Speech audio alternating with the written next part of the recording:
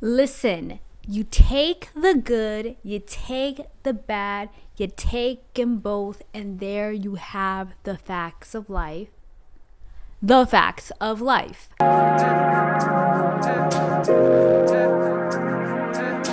The Facts of Life premiered on NBC on August 24th, 1979. It was a spin-off to the wildly successful NBC show Different Strokes. In the show Different Strokes, there is a character named Edna Garrett who plays the housekeeper. Because of the wildly successful show of Different Strokes, they decided to make a spin-off of one of the characters to essentially make her a house mother to a bunch of girls at a boarding school called Eastland Academy. The first season had an ensemble of 7 girls, a teacher, a headmaster, and of course, Edna Garrett. Multiple storylines were created in the first story featuring a few of the girls, with severe topics being discussed and issued, ranging from education, dieting, divorce, substance, and so much more. When the first season aired, famed TV critic Tom Shales panned the show, calling it a ballyho for doomsday, talking in regards of an unsettling formula moral lesson interpolated in the storyline, and also calling it lamely and depressingly predictable. But how does a TV series that was once on the verge of cancellation became one of the most successful TV shows of the 1980s? Let's talk about it. Norman Lear was one of CBS's most successful showrunners of the 1970s, with hit shows such as All in the Family, The Jeffersons, Maude, Good Times, Sanford & Sons, and so much more. CBS had hit after hit.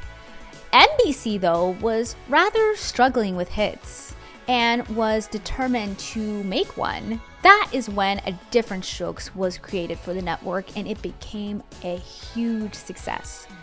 If you haven't heard of the term "what you talk about Willis," then yeah, that is where it came from.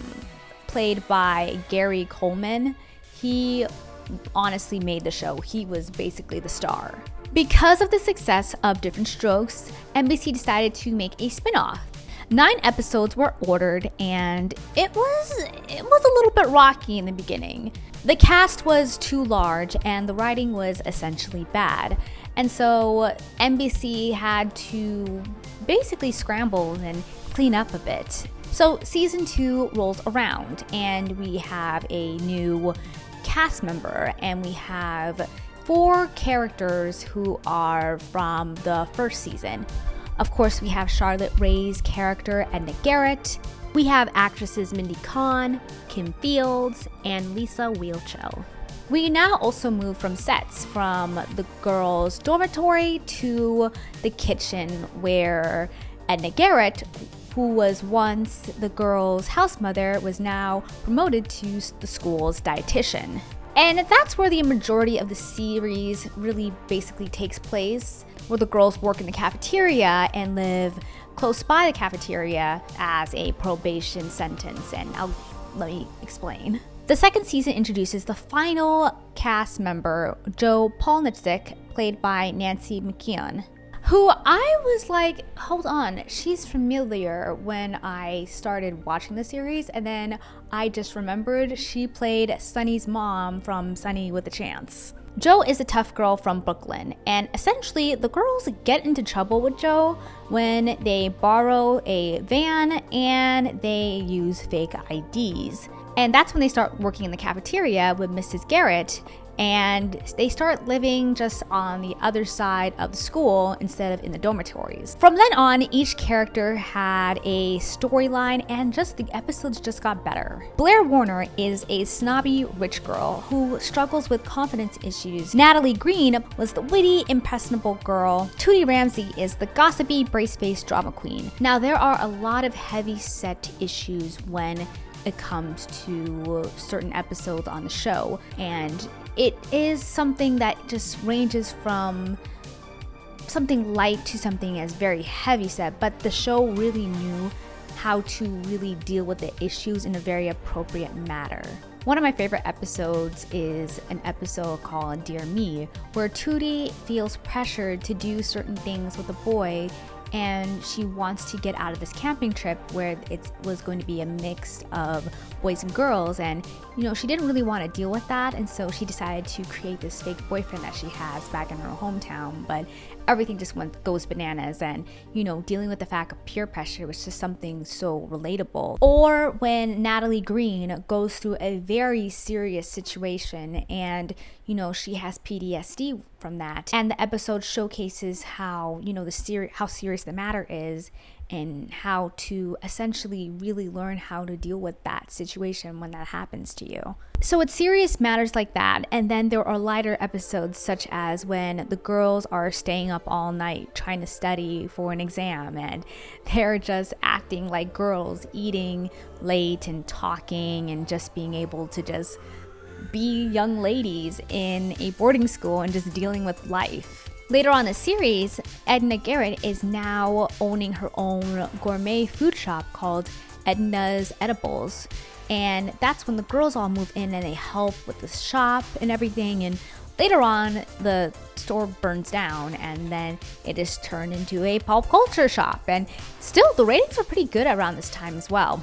Because of Charlotte Rae's involvement to the show for many years, she decided that she wanted to take a break and just leave, and she was able to do that. And then another cast member was able to be added on the show, and at one point there was even George Clooney who was added as a new cast member as well, and he didn't really do much. He was just there to, I guess, just be there.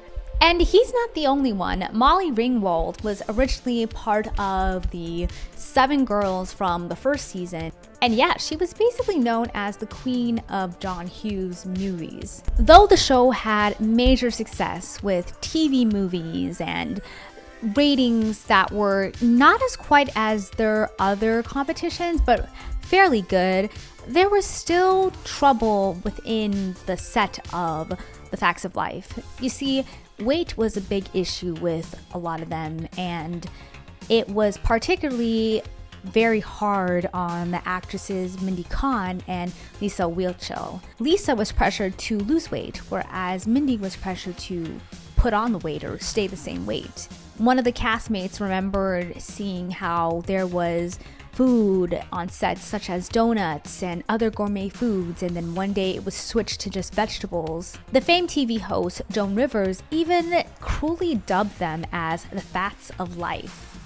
Like, what? That's so rude. Other than that, it was fairly good for all the cast members. So good, in fact, that NBC wanted to renew The Facts of Life for a 10th, yeah, you heard me, for a 10th season. But it wasn't until 2 cast members wanted to leave where they essentially just canceled. So the fact that The Facts of Life was able to survive for 9 seasons is it's incredible. What is you guys' favorite 80s TV series? I want to know, and I'll see you guys next time.